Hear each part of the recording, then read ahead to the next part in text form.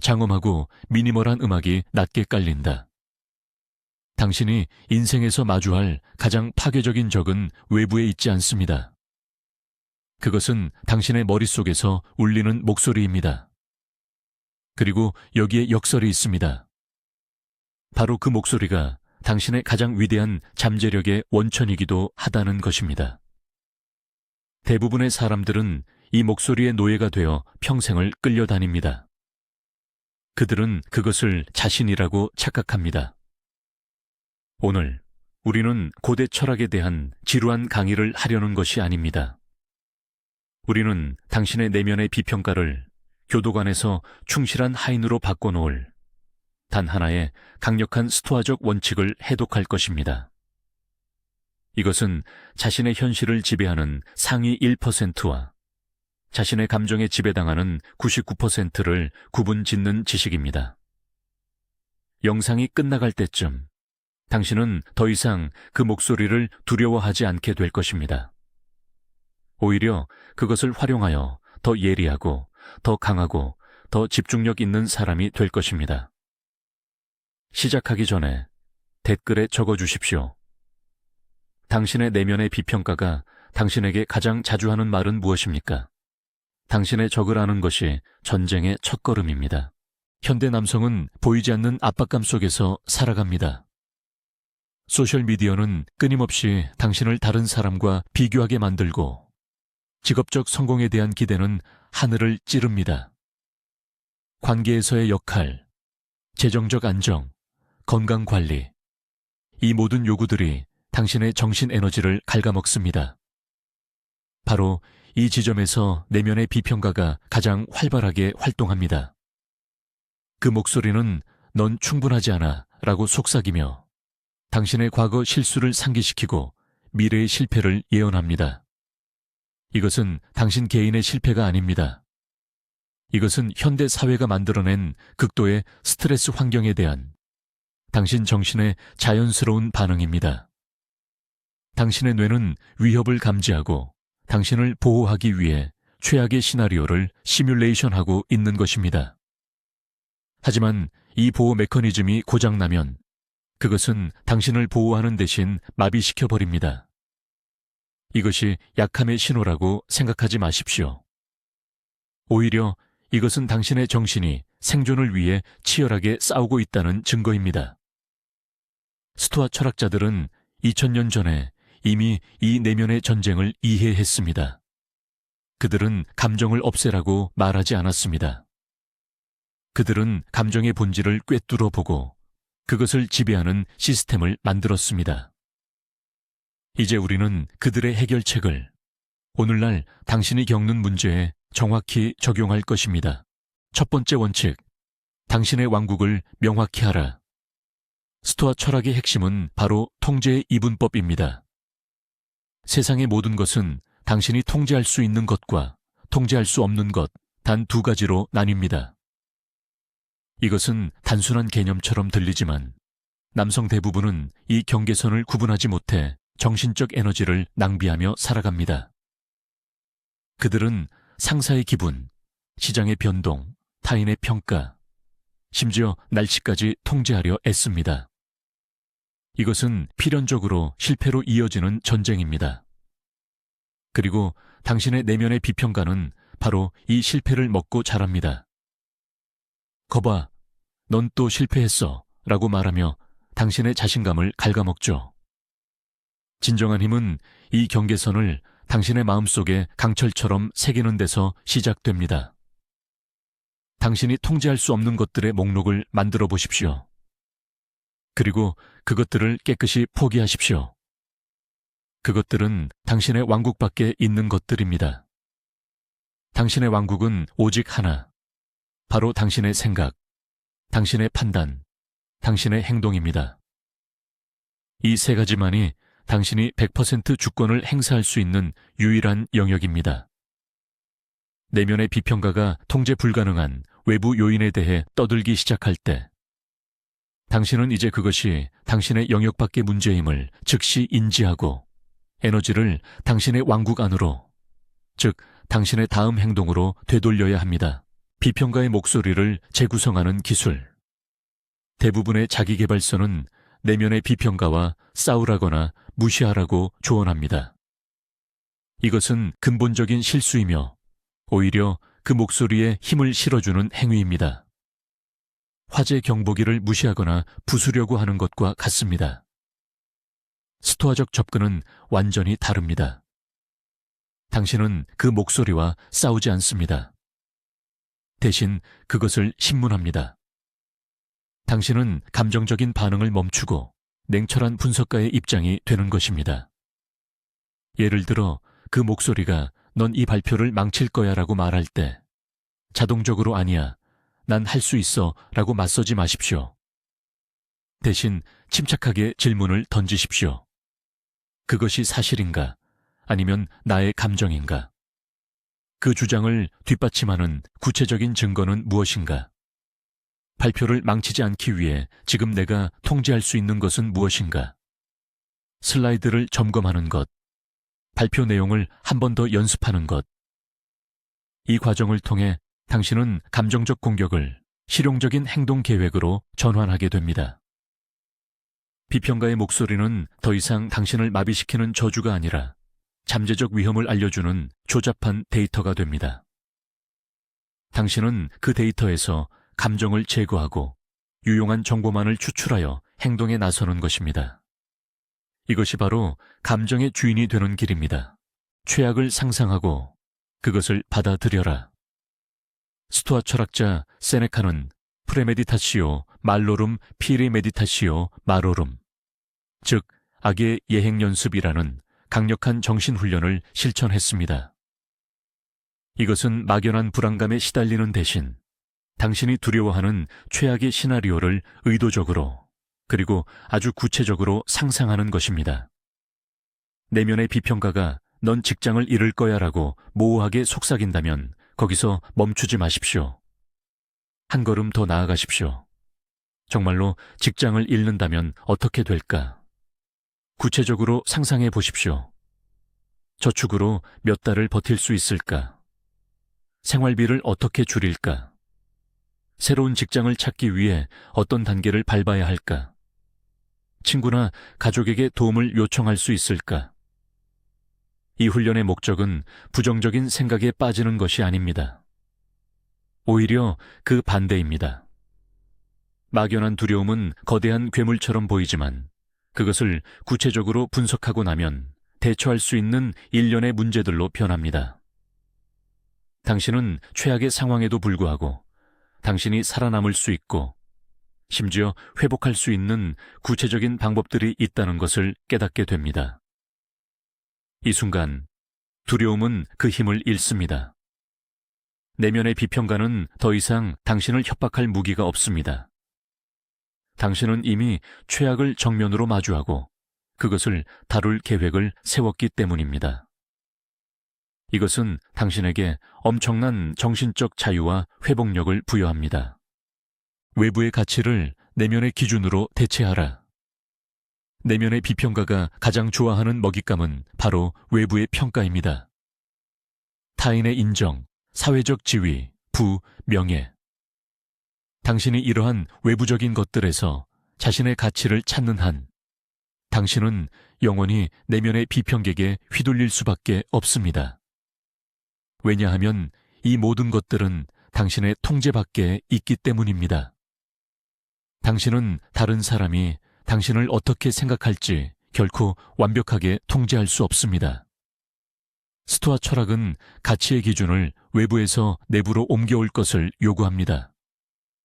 당신의 가치는 당신이 가진 것이나 당신이 이룬 것이나 타인이 당신에 대해 말하는 것에 있지 않습니다. 당신의 가치는 오직 당신의 성품과 의도에 있습니다. 당신이 주어진 상황에서 얼마나 용기 있게 행동했는가, 얼마나 정직했는가, 얼마나 절제했는가, 얼마나 지혜롭게 판단했는가. 이것들은 모두 당신의 통제 안에 있는 것들입니다. 결과가 좋지 않더라도 당신이 올바른 의도를 가지고 최선을 다해 행동했다면 당신은 성공한 것입니다. 이러한 내면적 가치체계를 확립할 때 내면의 비평가는 힘을 잃습니다. 사람들이 널 비웃을 거야 라는 비판은 더 이상 유효하지 않습니다. 중요한 것은 나는 옳은 일을 했는가 라는 자기 자신에 대한 질문뿐입니다. 순간을 살아라. 과거의 후회와 미래의 불안을 차단하는 법. 내면의 비평가는 시간 여행의 대가입니다. 그는 당신을 과거로 끌고 가 이미 저지른 실수를 되새김질하게 만들고 미래로 데려가 아직 일어나지도 않은 재앙을 걱정하게 만듭니다. 당신의 정신 에너지는 과거에 대한 후회와 미래에 대한 불안 속에서 고갈됩니다. 그러나 스토아 철학의 관점에서 과거는 이미 당신의 통제를 벗어났고 미래는 아직 당신의 통제에 들어오지 않았습니다. 당신이 진정으로 소유하고 통제할 수 있는 유일한 시간은 바로 지금 이 순간입니다. 이것은 욜로와 같은 쾌락주의적 태도와는 다릅니다. 이것은 당신의 모든 의식과 에너지를 현재의 과업에 집중하는 극도의 훈련입니다.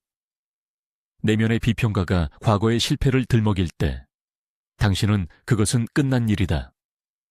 거기서 얻은 교훈은 무엇이며 지금 이 순간에 어떻게 적용할 수 있는가라고 질문해야 합니다. 미래에 대한 불안감을 조성할 때 당신은 그것은 아직 오지 않았다. 그 미래를 대비하기 위해 지금 당장 내가 할 수 있는 행동은 무엇인가? 라고 물어야 합니다. 당신의 의식을 현재로 되돌리는 연습을 반복함으로써 당신은 비평가가 활동할 수 있는 두 개의 가장 큰 놀이터, 즉 과거와 미래를 폐쇄하는 것입니다. 당신의 힘은 오직 현재에만 존재합니다. 장애물을 길로 삼아라. 마르쿠스 아우렐리우스는 그의 명상록에서 이렇게 말했습니다. 행동의 장애물은 행동을 진전시킨다. 길을 가로막는 것이 길이 된다. 이것은 스토아 철학의 가장 역동적이고 강력한 원칙 중 하나입니다. 대부분의 사람들은 장애물을 마주했을 때 좌절하고 멈춰 섭니다. 내면의 비평가는 이때를 놓치지 않고 거봐, 역시 넌 안 되라고 승리를 선언합니다. 하지만 훈련된 스토아주의자는 장애물을 문제로 보지 않고 자신의 덕목을 발휘할 기회로 봅니다. 프로젝트가 예상치 못한 문제에 부딪혔습니까? 이것은 당신의 문제 해결 능력과 인내심을 훈련할 기회입니다. 부당한 비판을 받았습니까? 이것은 당신의 평정심과 관대함을 연습할 기회입니다. 갑작스러운 실패를 겪었습니까?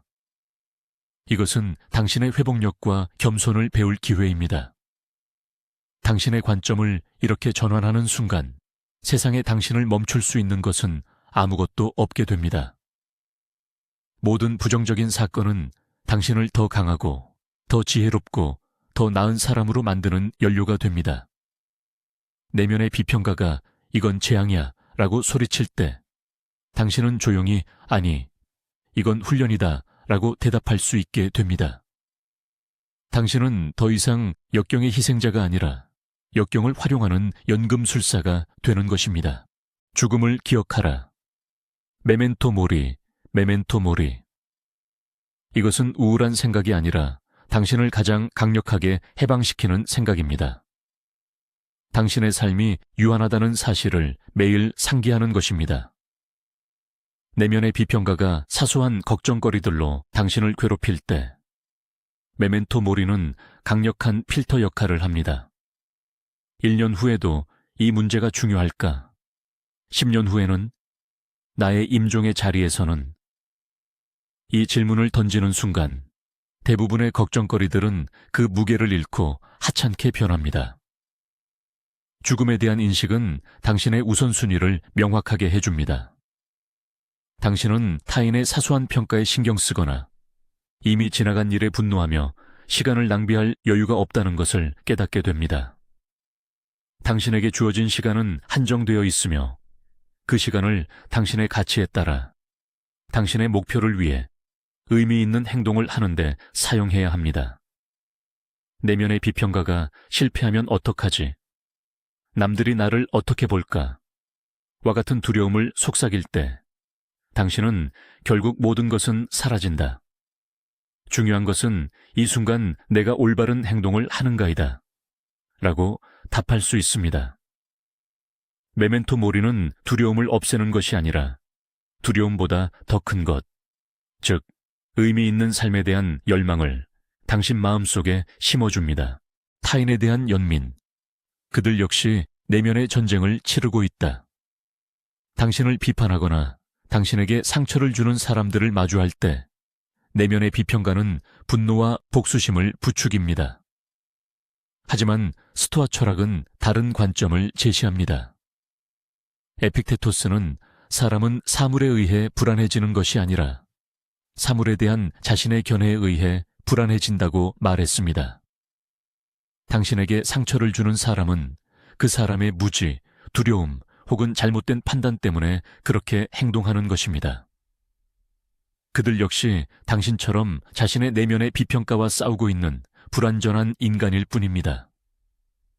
이것은 그들의 행동을 정당화하라는 의미가 아닙니다. 그들의 행동을 개인적인 공격으로 받아들이지 말라는 의미입니다.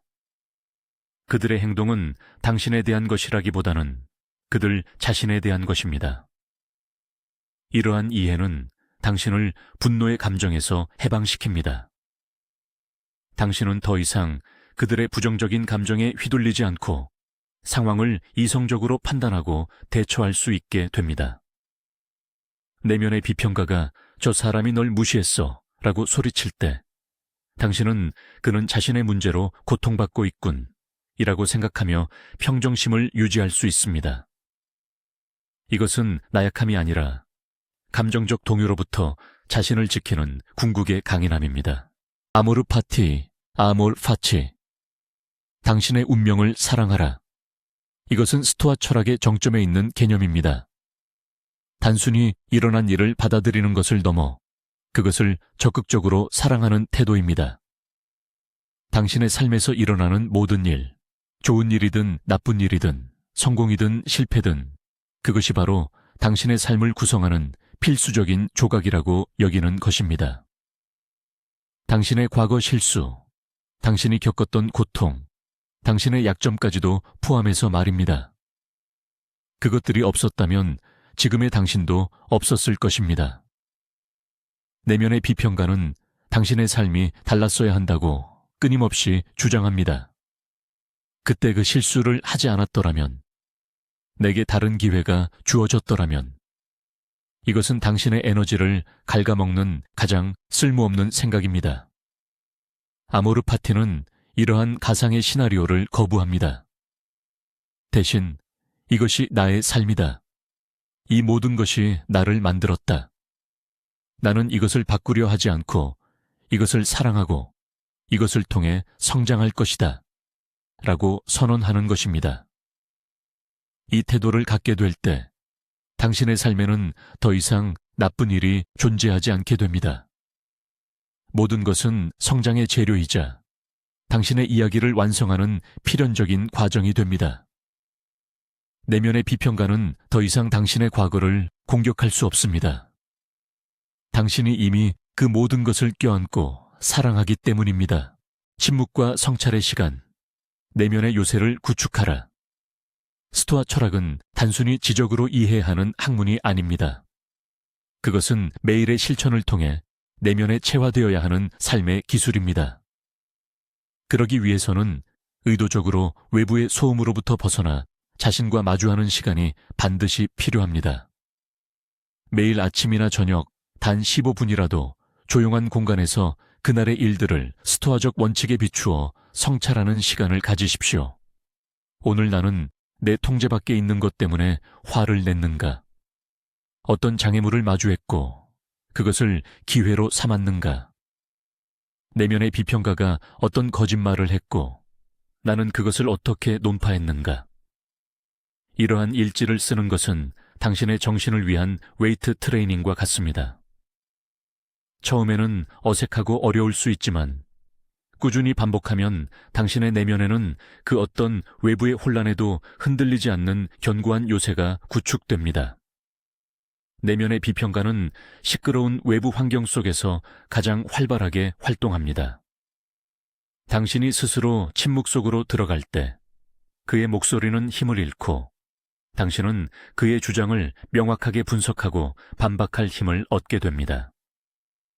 이 성찰의 시간은 당신이 스토아적 원칙을 단순한 지식에서 살아있는 지혜로 바꾸는 연금술의 과정입니다. 의무의 수행, 결과가 아닌 과정에 집중하라. 현대 사회는 우리에게 결과로 모든 것을 증명하라고 압박합니다.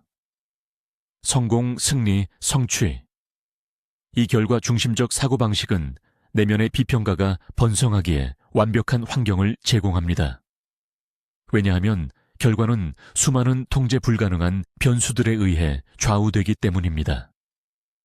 당신이 아무리 노력해도 결과는 당신의 뜻대로 되지 않을 수 있습니다.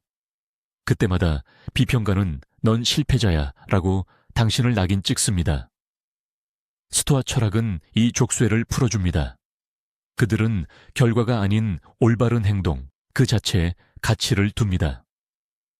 당신의 의무는 이기는 것이 아니라 최선을 다해 싸우는 것입니다. 당신의 의무는 성공하는 것이 아니라 당신의 역할에 걸맞은 행동을 하는 것입니다. 운동선수라면 승패에 집착하는 대신 훈련 계획을 성실히 따르고 경기에서 모든 기술을 쏟아붓는 것에 집중합니다. 리더라면 프로젝트의 성공 여부가 아니라 팀원들을 공정하게 대하고 현명한 결정을 내리는 것에 집중합니다. 당신의 초점을 통제 불가능한 결과에서 통제 가능한 과정으로 옮기는 순간 당신은 내면의 평화를 얻게 됩니다. 내면의 비평가는 더 이상 당신을 결과로 판단할 수 없습니다.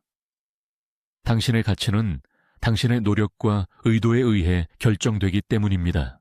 단순함의 미학, 욕망을 줄여 무적의 상태에 이르러라. 내면의 비평가는 종종 당신의 결핍을 파고듭니다. 넌 더 좋은 차가 필요해.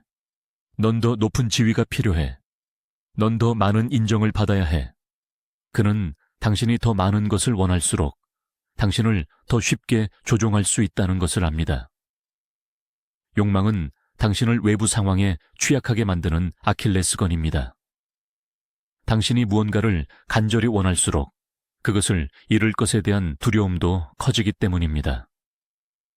스토아 철학의 해결책은 더 많이 얻으려고 노력하는 것이 아니라 더 적게 원하도록 스스로를 훈련하는 것입니다. 이것은 금욕적인 고행을 의미하는 것이 아닙니다. 당신의 행복을 필수적이지 않은 외부 조건에 의존하지 않도록 만드는 정신적 훈련입니다. 의도적으로 불편함을 경험해 보십시오. 하루쯤 차가운 물로 샤워를 하거나 간소한 식사를 하거나 값비싼 오락 없이 하루를 보내보십시오.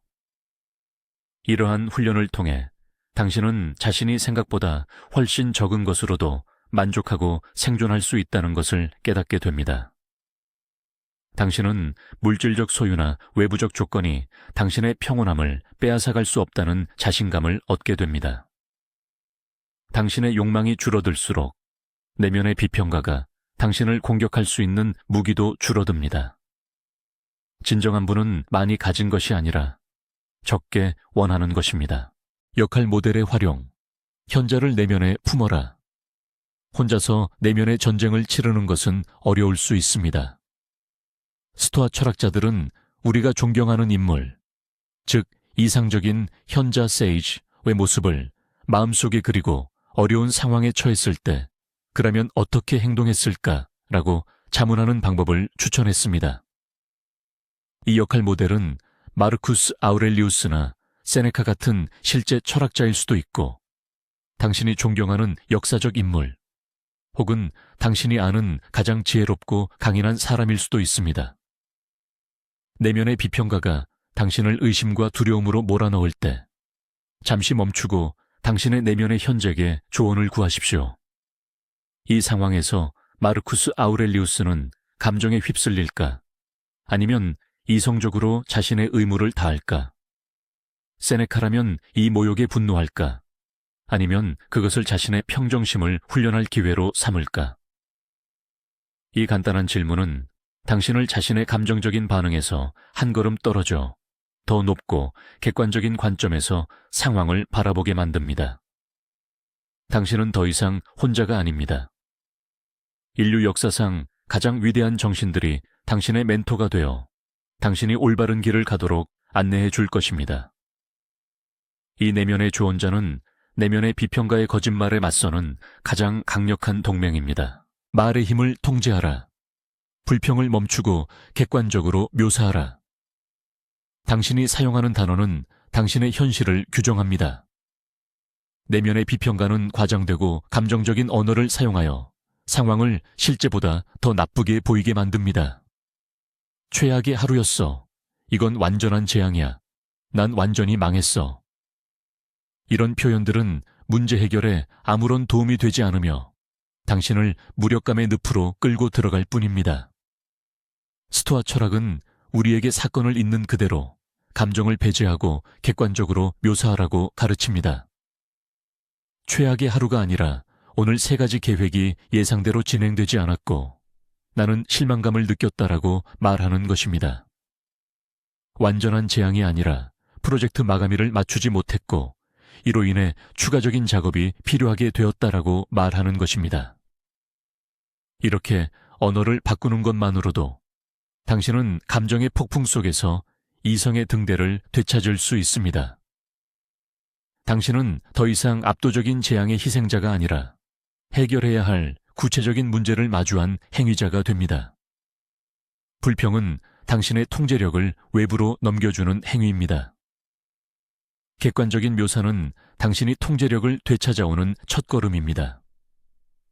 내면의 비평가가 감정적인 언어로 당신을 선동할 때 당신의 첫 번째 임무는 그 언어를 냉정한 사실로 번역하는 것입니다. 공동체와의 연결. 우리는 서로를 위해 태어났다.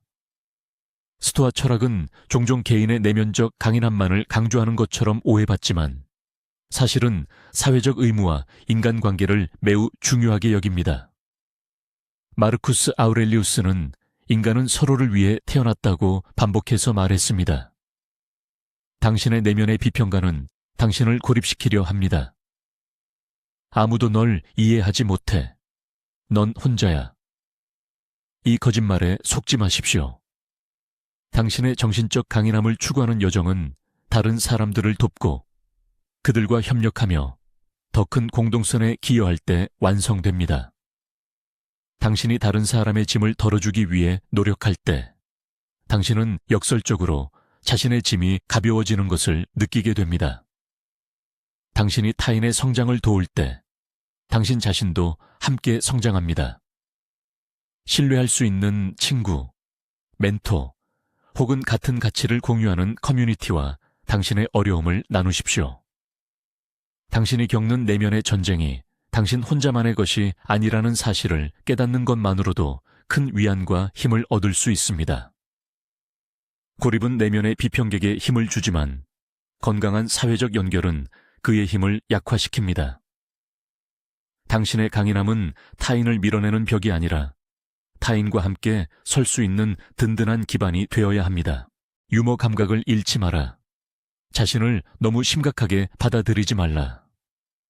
내면의 비평가는 극도로 진지하고 드라마틱하며 유머 감각이 전혀 없습니다. 그는 당신의 작은 실수를 세상의 종말처럼 포장하고 당신의 결점을 비극적인 운명처럼 묘사합니다.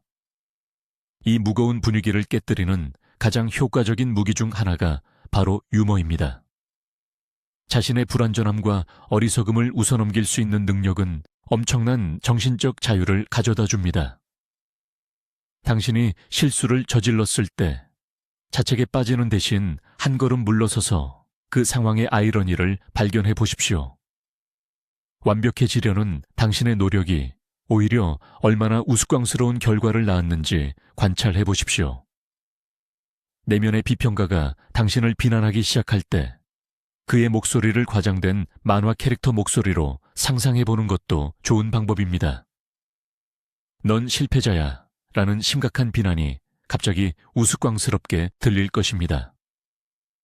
자신을 너무 심각하게 받아들이지 않는 태도는 당신이 완벽해야 한다는 압박감에서 벗어나게 해줍니다.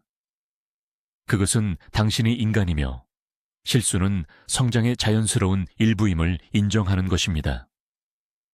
웃음은 내면의 비평가가 만들어낸 긴장과 두려움을 해소하는 가장 빠른 해독제입니다. 자연의 질서를 관조하라.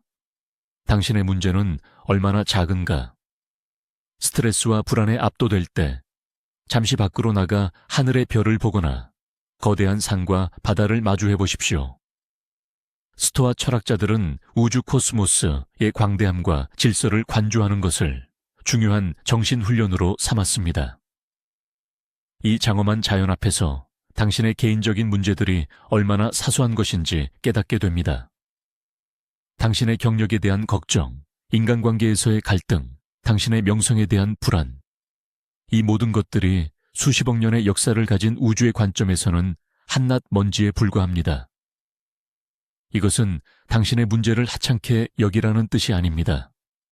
문제에 대한 올바른 관점을 되찾으라는 의미입니다. 내면의 비평가는 당신의 문제를 세상의 중심인 것처럼 확대하여 당신을 압도하려 합니다. 하지만 우주적 관점을 취하는 순간 당신은 그 문제로부터 심리적 거리를 확보하게 됩니다. 당신은 더 이상 문제에 함몰되지 않고 그것을 객관적으로 바라보고 처리할 수 있는 정신적 공간을 얻게 됩니다. 당신은 거대한 질서의 일부이며 당신의 작은 걱정들이 그 질서를 흔들 수는 없습니다. 이 깨달음은 당신에게 깊은 평온함과 안정감을 가져다 줄 것입니다. 행동 편향, 생각이 아닌 행동으로 증명하라. 내면의 비평가는 당신을 생각의 감옥에 가둡니다. 그는 분석하고 걱정하고 의심하게 만들지만 결코 행동하게 두지 않습니다. 끝없는 만약에 시나리오를 돌리며 당신을 마비시키는 것이 그의 주특기입니다. 이 마비 상태를 깨뜨리는 유일한 방법은 행동입니다. 아무리 작고 불완전한 행동이라도 아무것도 하지 않고 걱정만 하는 것보다 100배 낫습니다. 완벽한 계획을 기다리지 마십시오. 모든 의심이 사라지기를 기다리지 마십시오. 당신이 통제할 수 있는 가장 작은 첫걸음을 지금 당장 내디드십시오. 책을 쓰고 싶다면 완벽한 첫 문장을 고민하는 대신 일단 한 단락이라도 쓰는 것입니다. 사업을 시작하고 싶다면 거대한 사업 계획서 대신 시장 조사를 위한 이메일 한 통을 보내는 것입니다. 행동은 두 가지 강력한 효과를 가집니다. 첫째, 그것은 당신에게 실제 데이터를 제공합니다.